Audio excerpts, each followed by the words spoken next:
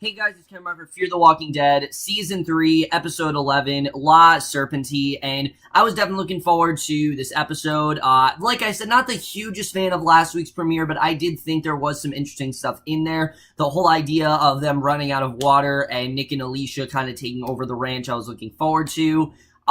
This episode, however, didn't even focus on them. This episode was solely just focused on Madison, Strand, and Walker basically trying to get back to the ranch. And I have to say right now, while this episode wasn't bad, this was definitely one of the more boring episodes of the show for sure. It was very slow paced.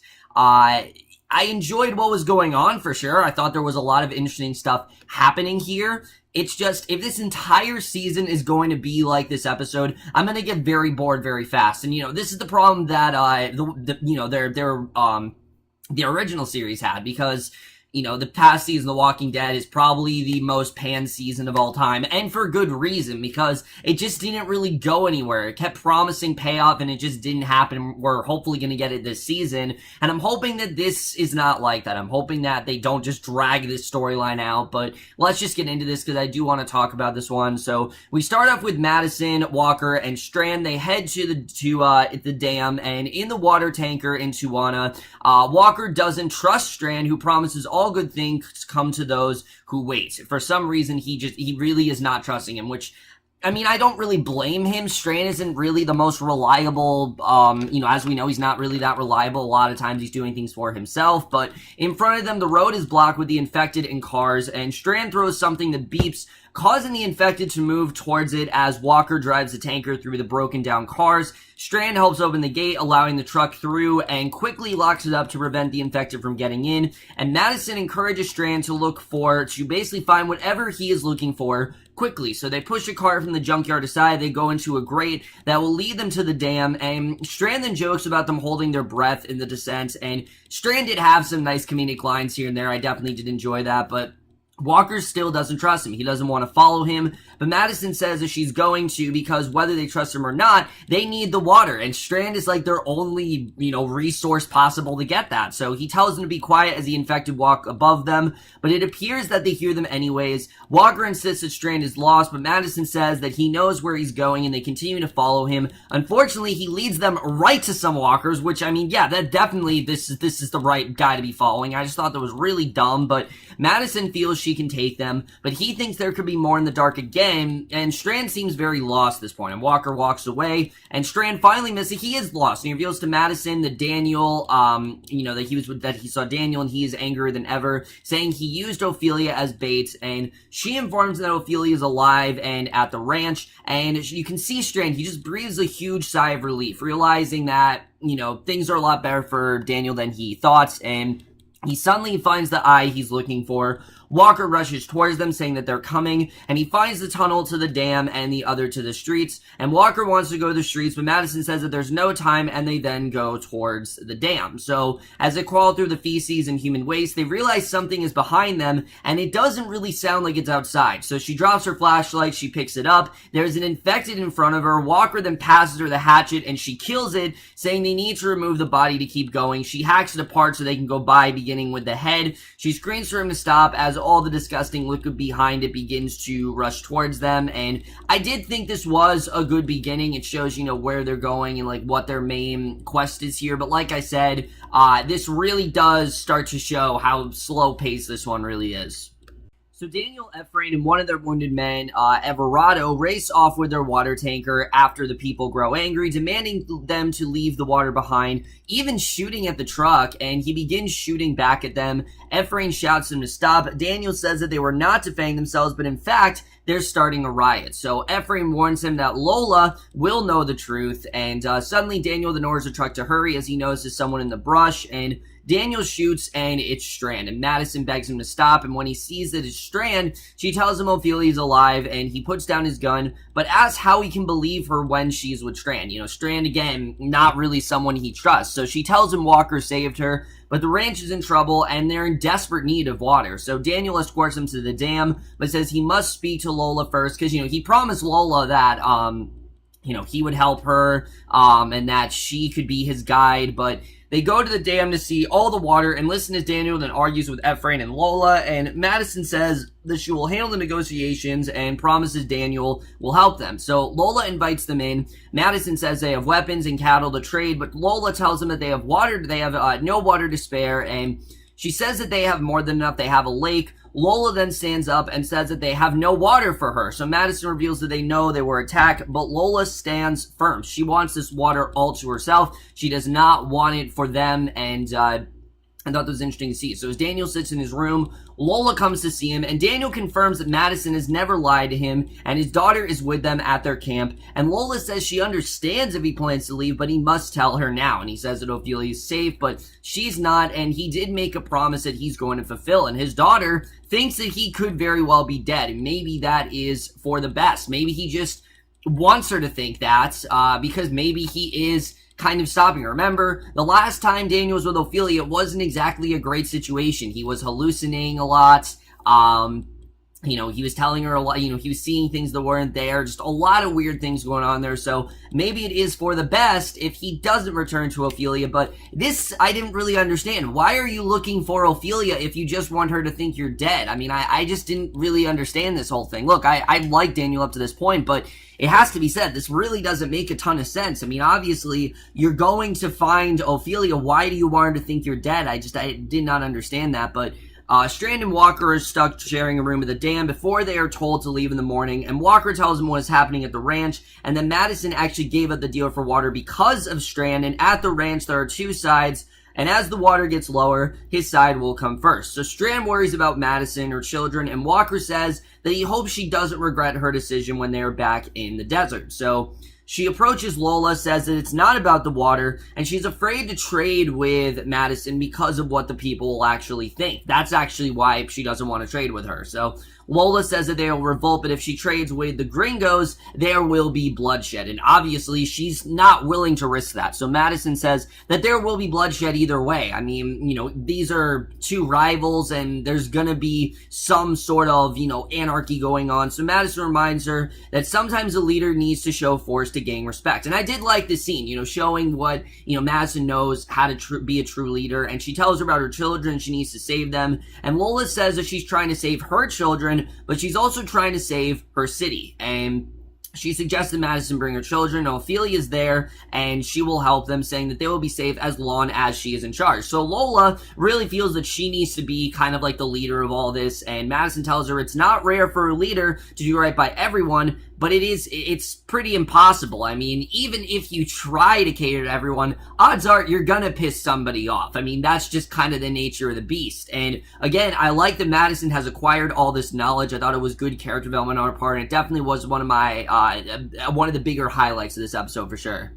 So Ephraim is then tending to Everardo's wound when Strand arrives and offers assistance, and Victor reminds him that they should never bite the hand that feeds them. Everardo begins to speak, but Ephraim tells him that Daniel calls him La Serpiente, and unfortunately cannot be trusted for that reason. So Ephraim says that he's a man of the people, he helps them and never harms, and there are many desperate souls, and Strand then taunts him a little bit. Ephraim said that Daniel had no right to shoot the people, that they're thirsty and scared, and Daniel's getting very paranoid. So Strand reminds him that descent bring revolt, and Ephraim wants the floodgates to be open and down the river to the people, then the rains will come again, and this is just too much power for one person. So they need, an army. They have to have one. So Daniel then meets with Walker in the dining area. He appreciates what Walker did for Ophelia, who says that Daniel raised a brave woman, but telling Daniel that she walks with him as a soldier and is a hero to them, and he disapproves, saying that he didn't raise a soldier, as Walker tells him what she did to an enemy camp, and he hates that she saved a lot of lives by taking the lives of others. Remember,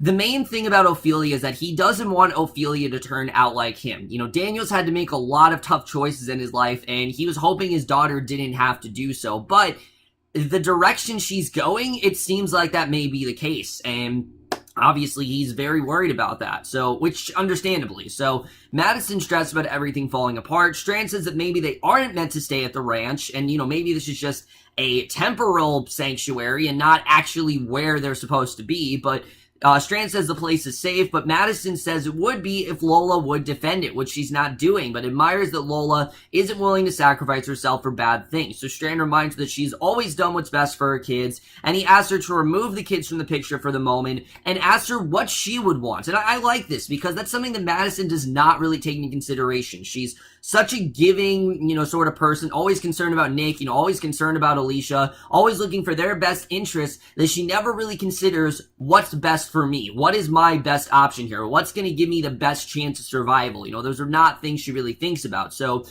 we get this really great scene. I really liked this scene, honestly. It was a really fun scene here, and I've always loved the scenes where Strand and Madison bond. I just think that Colman, Domingo, and Kim Dickens have such fantastic chemistry, and this scene really does remind us of that, because she talks about the 80s when she had this crazy perm and she wanted tickets to see Cheap Trick, but she says that she feels the ranch is the closest thing to normalcy that she has found. Because it certainly wasn't when, they were on the run in that hotel. It certainly wasn't then. It wasn't when they were on the boats. This is normal to her. Finally, she's found some place where it actually seems like there is some sort of order. It doesn't seem like it's total chaos, and Strand says the one thing that he wants is to not fail his friends, and that's a very important line for Strand, because again, Strand has not been the most trustworthy individual, but I think he genuinely means it when he says, I don't want to fail you. I want to prove that I actually have some ideas of what I'm doing, and I really did like seeing that. So Lola shows Daniel a map on the map, a place they haven't gone into weeks with water, and he reminds her that they were attacked the last time they went there. She tells him it's time, they need to go back so the people don't feel the need to attack, and she reprimands him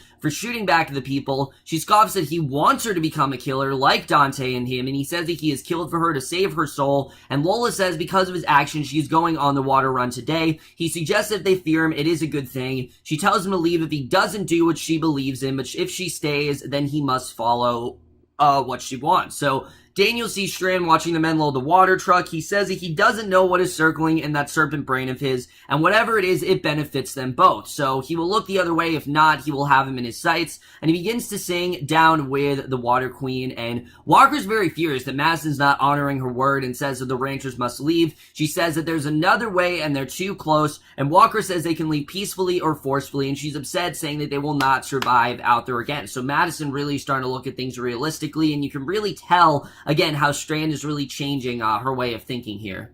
So Daniel tells Madison that he couldn't convince Lola, who thinks she is the only one who knows what the dam needs, and he says that Lola saved his life and he just can't abandon her. He can't possibly do that. He owes that to her. And unfortunately, because of that debt he owes to her, he can't help them. So Madison confronts about being afraid to face his daughter, and Daniel says that Lola's in danger, and if he leaves, the dam will fall within days. And he says Ophelia will always be his daughter, no matter what Walker had her do, and Madison's walking towards the truck. Strand then stops her just before the truck explodes, and the infected walk into the dam area, and Madison, Strand, Lola, and Daniel approach the infected. They work together to kill the dead, and Daniel says that this is no accident, as now the living will come after them too, and the people are shouting down with the Water Queen, telling them that the next attack is going to be much worse. So Lola calls for Madison and Walker to join her in her office, and Ephraim warns her that violence isn't the answer. When she asks Daniel to write down how many weapons and ammo they need, Madison says that they can provide it, but they need 10,000 gallons of water a week until the rains come, and a tanker to bring back today as a show of good faith. So Madison tells him about the trading post, and Lola orders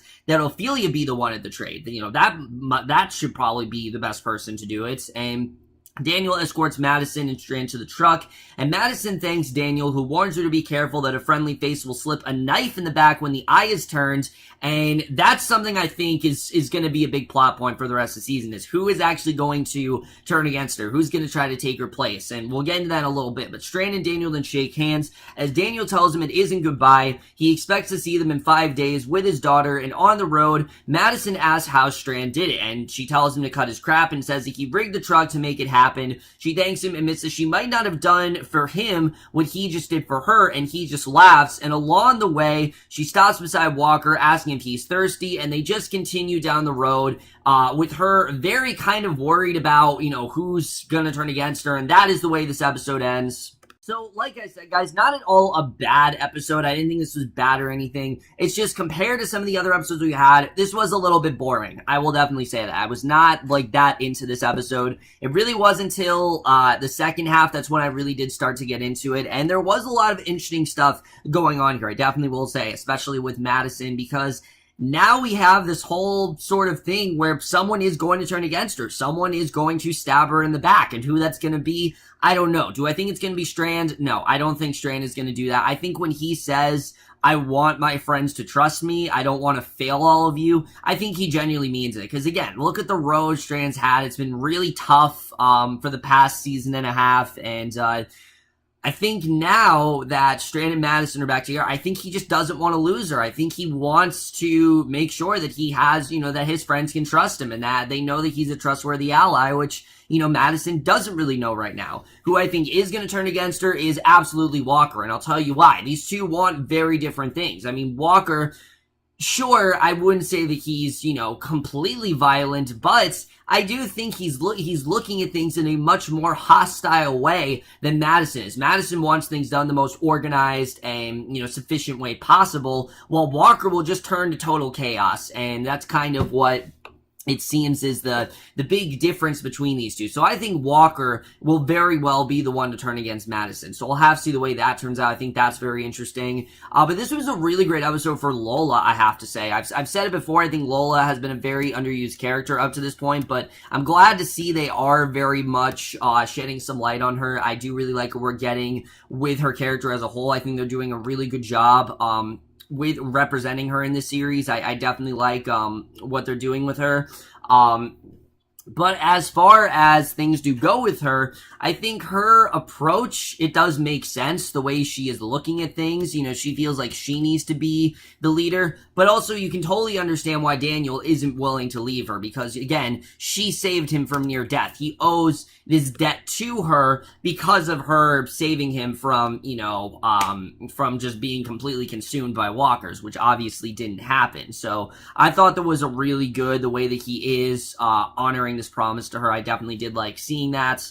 But again, the whole Ophelia thing, I understand, like, he doesn't want Ophelia to become like him, but why are you searching for her if you don't want to actually find her? It doesn't make a ton of sense to me. I get it that he knows she's alive now, but why was he even searching for her? I mean, he wanted her to think that he was dead, so I didn't really understand why he's been searching for her this entire time. It didn't really make a ton of sense to me, honestly.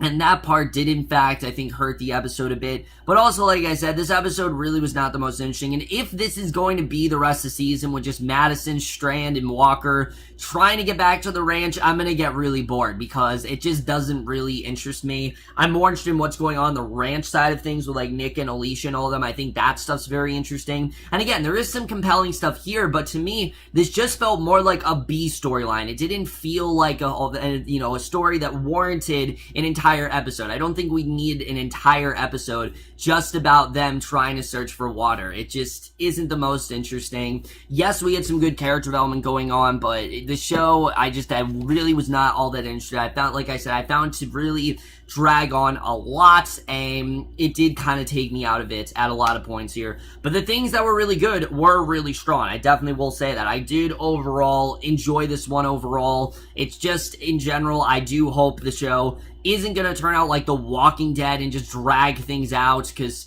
that's something that I will admit The Walking Dead frequently does, and I'm hoping Fear doesn't start to develop those same tendencies. They did a good job with pacing in the first half. I don't know if they're going to do as well in the second half, but I think we'll just have to see. Overall, guys, I did enjoy this episode, and I'm going to give Fear the Walking Dead Season 3, Episode 11, La Serpiente, a B. So overall, guys, we're in this episode of Fear the Walking Dead. Let me know what you guys thought of this episode overall. Left your thoughts in it. We'll see you guys in my next video, and I will see you guys for that. Okay, bye.